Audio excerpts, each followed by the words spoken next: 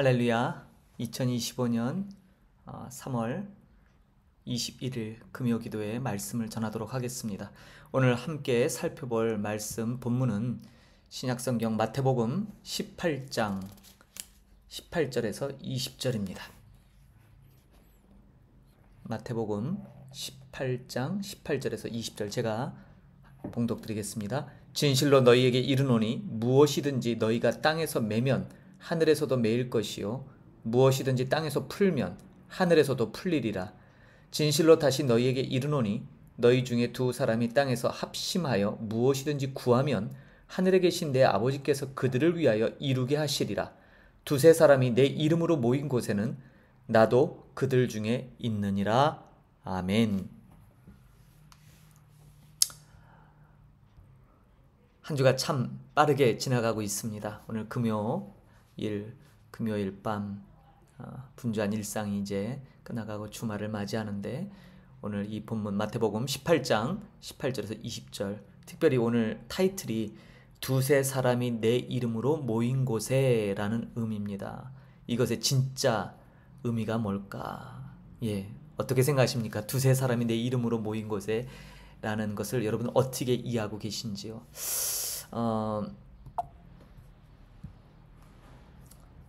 굉장히 오해되고 있는 본문 가운데 하나입니다. 저는 요새 성경을 바르게 해석하는 것, 그것에 많이 집중하는데, 흔한 오해는 이 두세 사람이 함께 기도하면 하나님이 함께 하신다라는 이런 본문으로, 그래서 두세 사람, 두 사람 내지는 그 이상의 사람들이 모여서 열심히 합심으로 기도하면 하나님께서 반드시 응답해 주신다, 이렇게들 이해하고 계시죠? 대부분 그렇게 이해합니다. 그러나 사실은 오늘 이 말씀은 실제 본문의 문맥에 의하면 권징에 대한 그런 말씀이에요. 권징이 무엇입니까? 교회에서 죄를 범한 형제들 내지는 잘못을 저지른 그런 형제 자매에게 치리하는 것이에요. 웨스트민스터 신앙 고백이나 또 우리가 갖고 있는 신조에 의하면 교회를 교회되게 하는 표지들이 있어요. 말씀과 성례라고 하는 것이죠. 말씀과 성례. 말씀, 성경 말씀, 하나님 말씀이고요. 성례, 예수님께서 제정하신 거룩한 의식이죠. 그 다음이 바로 권징이에요. 그래서 말씀과 성례의 시행과 권징의 시행, 이게 교회를 교회답게 하는 아주 중요한 표지죠.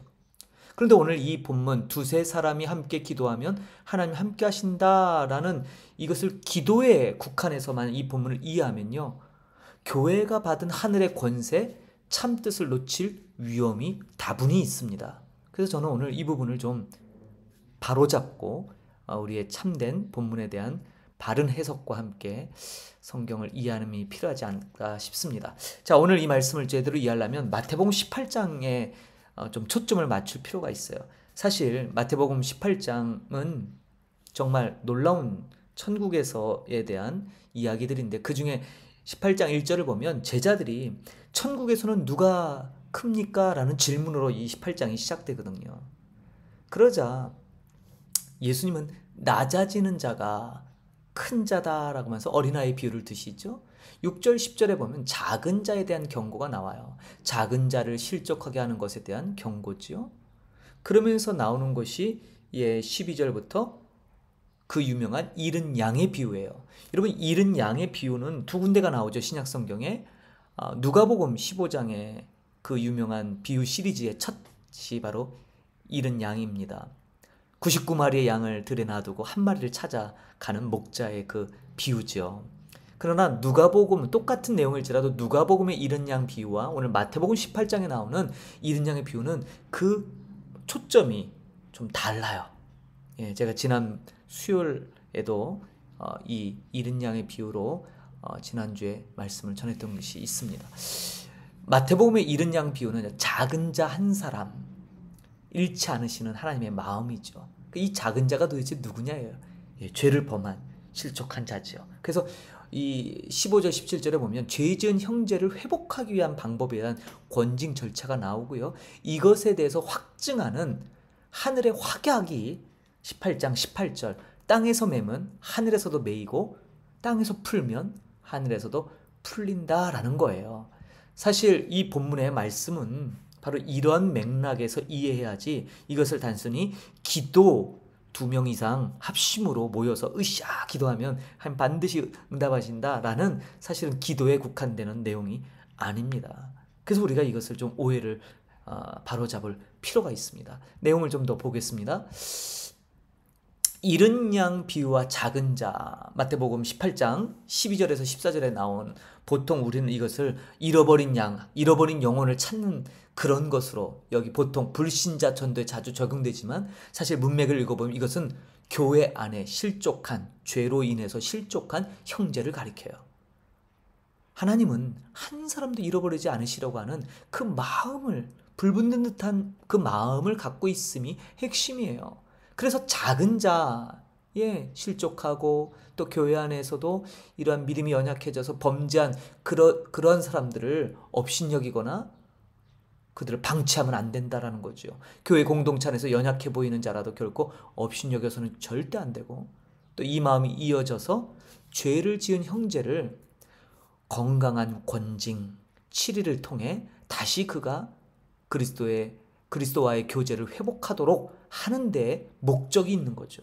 그래서 이 본문은 사실 권징과 직결되는 본문입니다. 이런 본문의 내용을 우리가 기도에만 국한되는, 아까 말씀드린 대로 교회의 기능, 교회가 어떤 곳인가라는 것을 가르치는 이 본문의 가르침과는 사뭇 다른 해석이 돼버리고, 우리는 성경에 아주 우리 입맛에 맞는 임의적인 해석에 노출되고 마는 것이죠. 권징의 목적을 좀 우리가 이해할 필요가 있습니다. 권징, 왜 교회는 죄를 범한 형제, 실족한 작은 자에게 치리를 해야 되나? 개인적인 먼저 권고를 합니다. 죄를 범한 형제를 개인적으로 권고하죠. 그러나 그 권고를 그가 무시한다든지 아니면 듣고도 이게 고치져지지 않는다면 증인을 데리고 권면해요. 증인 반드시. 그럼에도 불구하고 또 듣지 않으면 이것을 교회에 알리고 교회의 전체적인 공적인 자리에서 이 문제를 다룹니다. 그러나 이 공회가 모인 자리에서도 그것을 듣지 않으면 교회는 이제 뭐예요? 마지막 방법은 아니죠. 최후 결론이 뭐냐? 출교예요. 교회에서 내보내는 거죠. 쫓아내는 거예요. 하나님의 마음은 마태복음 18장 14절에 이와 같이 이 작은 자 중에 하나라도 잃는 것은 하늘에 계신 너희 아버지의 뜻이 아니다. 하나님은요, 한 영혼이라도 놓치고 싶지 않고 귀하게 여기는, 작은 자 중 하나라도 잃지 않으시는 아버지의 마음이 있어요. 그래서 죄에 빠진 형제를 방치하지 않고 회복과 구원을 위한 사랑의 행동으로 치리를 하는 거죠. 근데 과연 오늘을 살아가는 우리 신앙생활을 하고 있는 교회에서 정말 이 권징이 시행되고 있는가? 우리가 깊이 생각해 볼 필요가 있죠. 땅에서 메고 푸는 권세, 사실 이 땅에서 맨다, 땅에서 푼다, 이것은 바로 권징의 권세를 의미해요. 자, 교회가 아까 절차 보이셨죠? 형제가 범죄했을 때 권면합니다. 듣지 않으면 증인 2명 이상 형제를 대동해서 다시 권면해요. 그런데도 듣지 않으면 공회적으로 전체적인 교회 내에서 이 문제를 다뤄요. 근데 거기서도 돌이키거나 회개치 않으면 이제 교회에 우리 몸된 지체의 원리에서 위배됨으로 이제 제거, 벗어나게 하는 거죠. 출교시키는 거예요. 놀라운 사실은 우리 개혁주의 전통이나 장로교 전통에서도 교회에서 출교라는 의미는요, 사실 엄밀히 따지면 구원의 박탈을 의미해요. 이게 굉장히 무서운 거예요. 그런데 오늘날 우리가 교회에서 권징을 시행한다, 출교한다, 무서워하는 사람이 어디 있어요? 아, 이 교회만 교회냐? 다른 교회로 옮겨버리겠죠? 아니요. 교회는 여기 있거나 저기 있거나 다른 곳에 교파를 쳐내서 교회 자체가 바로 예수 그리스도의 지체 원리, 몸을 이루고 있어요. 그러니까 한 군데서 출교를 당하면, 쫓겨냄을 당하면 다른 곳에서 받으면 안 되는 거예요. 근데 이게 지켜지냐 이 말이죠. 이게 우리가 안고 있는 딜레마이기도 해요. 그러나 원래 이 권징의 목적은 이와 같습니다. 그래서 교회가 베푸는 권징은 땅에서 메고 하늘에서 푸는 이러한 역할을 해요. 죄에 대해 결의하고 공동체에서 분리 혹은 회복을 선언할 때 이게 그대로 하늘에서 하나님께서 그것을 인정하신다는 거예요. 그러니까 교회는요, 함부로 사람을 권징해서는 안 되고요. 또 잘 안다고 친하다고 해서 죄가 있는데도 덮어주거나 은폐하거나 묵살하면 안 된다라는 거예요. 교회의 결정은 곧 하나님의 인준을 받는 중요한 일이기 때문에 교회는 바로 이러한 일에 심사숙고해야죠. 근데 여러분 잘 아시다시피 중세 카톨릭 교회가 소위 말하는 자신들의 기득권을 유지하기 위해서 얼마나 많은 잘못된 권징을 시행했습니까? 이 권징이 좀 확대돼서 뭐가 됐어요? 그 유명한 악명 높은 종교재판소가 열렸죠. 정확한 연도는 표기하지 않더라도 중세 1000년 기간 무려 5천만 명에 달하는 사람들이 종교재판이라는 명분하에 목숨을 잃었다라는 그런 기록을 본 적이 있습니다. 어마어마하죠. 교회의 권징은 하늘의 인준을 받는, 그래서 교회가 결정하고 정말 논의해서 심사숙고해서 이 죄를 지은 형제를 회복시킬 것인가 아니면 그가 돌이키지 않으면 교회에서 출교할 것인가를 아주 신중히 기도하고 기도해서 내린 그 결론에 하늘에서도 하나님께서도 그 교회의 결정을 그대로 이루시도록 확정하신다라는 의미예요.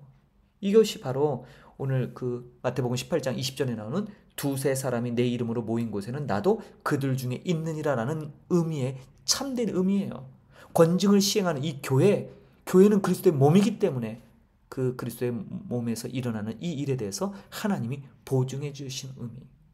그러나 이 의미를 벗어나서 단순히 기도에 대한 본문으로 오해할 수도 있고, 또 말씀드린 대로 교회가 권징을 하나님의 뜻 가운데 실행하지 않을 때는 심각한 문제가 발생하는 것이죠. 두세 사람이 내 이름으로 모인 곳 권징의 문맥입니다. 두 사람이 합심하여 구한다는 권징을 실행하며 하나님께 심판을 구하는 맥락에서 이해돼요. 교회 결정, 교회가 합당하게 모여서 7일을 결정할 때 주님께서 함께 하신다는 약속이고, 이것이 바로 하늘에서 땅에서 매면 하늘에서도 매이고 땅에서 풀면 하늘에서도 풀린다라는 바로 이 의미의 진정한 의미죠. 기도에도 하나님이 함께 하시지만 이 오늘 본문의 이 말씀은 공동체가 죄의 문제를 다루는 그러한 상황을 의미한다라는 거예요. 그래서 이것을 우리가 좀 바로 볼 필요가 있습니다. 교회의 이 권징에 대한 적용을 보면 항상 우리는 하나님이 함께 하시는 거룩한 공동체로서 참된 하나님에 대한 두려움, 경외심을 갖고 살아가야 되죠. 그래서 교회는 천국 열쇠 두 가지, 복음의 선포, 설교와 교회의 권징, 치리, 이게 건강한 거예요. 여기에 이제 덧붙이자면 아까 말씀드린 예수 그리스도께서 제정하신 성례전을 시행하는 거죠. 이게 교회를 교회답게 드러내는 표지라고 우리가 배웠고, 또 우리가 그렇게 가르치고 있죠. 권징의 중요성을 재발견해요. 사랑의 마음으로 형제를 회복하는 성경적 원리예요. 교회는 절대 죄를 방치하지 않습니다. 오히려 그것에 대해서 치리하는 곳이 돼야 돼요. 교회가 교회다우려면 죄에 대해서 분명해야 됩니다. 그러나 기억할 것은 아버지의 마음이에요. 한 영혼이라도 작은 자 하나라도 잃어버리지 않기 위한 그 하나님의 마음을 가지고 권징을 시행해야죠. 이것이 바로 교회에 주어진 하늘문을 열고 닫는 바로 그 권세에 대한 본문임을 우리가 분명히 알고 있습니다. 이제 결론을 맺겠습니다. 두세 사람이 기도하면 하나님이 임재하신다라는 이 기도의 본문으로 우리가 오해하고 있는데 바로 잡아야겠죠? 본래 의미는 뭡니까? 교회가 죄를 다루고 권징하는 현장에 대한 하나님께서 약속이에요. 교회가 거룩한 책임을 다할 때 하나님께서 함께 하신다는 확증을 나타내는 거죠. 다음 세 가지 질문을 좀 뽑아봤습니다. 교회에서 죄 문제를 방치하고 있지 않은가? 아니, 교회 공동체로 확대하기 전에 먼저 내 자신이 혹시 죄에 대해서 너무 다른 사람 죄에 대해서는 아주 우리가 불을 켜고 보지만 내가 지은 죄에 대해서는 너무 관대하고 있진 않은가? 두 번째, 형제를 잃지 않으려는 마음으로 권고하고 있는가? 가까운 사람, 나하고 친하다는 이유로 잘못된 것에 대해서 함구하거나 묵인하거나 묵살하는 그런 모습은 우리에게 있지 않은가? 세 번째, 교회의 하늘의 권세와 치리의 책임을 정말 교회가 긴밀하게 진지하게 여기고 있는가? 만약 교회가 바른 권징을 시행한다면 우리가 세상으로부터 받는 상당수의 오해와 조롱, 비난에 대해서 많이 회복될 거예요. 이게 교회의 참다운 기능이기 때문이에요. 저는 오늘 이 말씀을 준비하면서 특별히 저도 이제 이 우리 목양교회 공동체를 이끌고 있으면서 참 문득문득 과연 혹시 우리가 교회가 그 유명한 말씀 있잖아요. 유람선이 되고 있는 건 아닌가. 우리 안에 자족하는 마음, 우리 안에 기쁨만 있는 유람선이 아니라 구원선이 돼야죠. 구조선, 영혼을 구원하는. 근데 그 영혼을 구원하기 위해서는 뭐 해야 돼요? 죄에 대해서 엄격해야 돼요. 하나님이 죄에 대해서 묵가지 않으시기 때문이에요. 그분은 그 죄를 해결하기 위해서 독생자 예수 그리스도를 십자가에 저주로 내모셨고 잔인하리만큼 예수님을 죽이셨어요. 우리 이거 잊으면 안 돼요. 그래서 교회가 교회다우려면 이 바른 권징의 시행이야말로 아주 중요한 것이고, 이것이 바로 교회에 부여한 땅에서 매면 하늘에서도 매이는 거예요. 그건 이게 어떤 개인적인 역할, 무슨 주의 종에게 잘못해서 주의 종이 기도로 저주하면 저주, 이런 맥락이 아니라 이 말이에요. 교회가 갖고 있는 정말 한 영혼이라도 잃지 않으려고 하는, 작은 자 하나라도 잃지 않으려고 하는 아버지의 마음을 시행하는 그런 마음으로 죄에 대해서 치리하고 그가 다시 회복될 수 있도록, 주님 앞에 다시 은혜를 입고 돌아올 수 있도록 공동체가 함께 기도하고 증인이 되어서 그를 다시 회복시키는 일이야말로 교회의 아주 중요한 기능인 줄 믿습니다. 저는 오늘 이 말씀을 통해서 우리 목양의 모든 권속들이 우리가 살아가는 이 땅 캄보디아에서 정말 교회가 교회다워지려면 교회의 이러한 성경에서 가르치고 있는 교회의 순기능, 역할, 성경적 방법들을 회복해야 된다고 생각합니다. 그리고 이것이 우리 개개인에게 적용돼서 죄에 대해서 좀 엄격해지시기를 소망합니다. 다른 사람의 죄에 대해서는 우리가 분노하고 분개하며 막 치를 떨지만 정작 우리 자신의 죄에 대해서는 얼마나 관대합니까? 아예 그럴 수 있지. 난 연약하지. 왜 다른 형제들에게는 그런 마음 갖지 않으면서 나에게는 그러한 관대함과 용납함을 갖습니까? 그것에서 오히려 거꾸로 우리 자신에게는, 나 자신에게는 엄격하게 적용할 수 있는 그런 신앙의 분명함이 회복돼야 될 줄 믿습니다. 오늘 이 주신 말씀 마태복음 18장 18절에서 20절 이 본문을 가지고 두세 사람이 모인 곳에는 나도 그들과 함께 하겠다라는 이 하나님의 확증적 이 말씀이 교회를 통하여 실현되고, 그래서 여러분 정말 나 한 사람 잘 믿는 건 당연히 중요합니다. 그러나 공동체가 함께 건강한 믿음 안에, 신앙 안에 거하도록 중보의 기도를 하셔야 돼요. 그래서 오늘 이 밤에는 여러분 개인적 기도도 있으시지만 특별히 바로 이러한 마음을 갖고 교회를 위해서 중보 기도를 부탁드립니다. 이 땅 캄보디아에 있는 교회들이, 또 한인 교회들이 교회다움을 회복해서 유람선이 아닌 구조선, 사람의 생명을 살리는 곳이 돼야지, 우리만 모여서 자족하는 그런 교회가 아니라, 유람선이 아니라 구조선이 돼야 될 줄로 믿습니다. 제가 이제 함께 우리 기도할 텐데 이 말씀 마치고 오늘 본문을 묵상하시면서 하나님 앞에 기도하실 때 다시 우리를 돌아보고 교회가 교회다워지도록 중보의 기도를 하는 이 시간이 되기를 소망합니다. 잠시 제가 기도하고 마치도록 하겠습니다. 하나님 아버지 은혜를 감사합니다. 오늘도 마태복음 18장 18절에서 20절에 있는 땅에서 매면 하늘에서도 매이고 땅에서 풀면 하늘에서 풀린다는 이 말씀은 바로 권징에 대한, 교회에 부여하신 그 놀라운 교회의 기능에 대한 설명임을 다시 한번 우리가 깨닫습니다.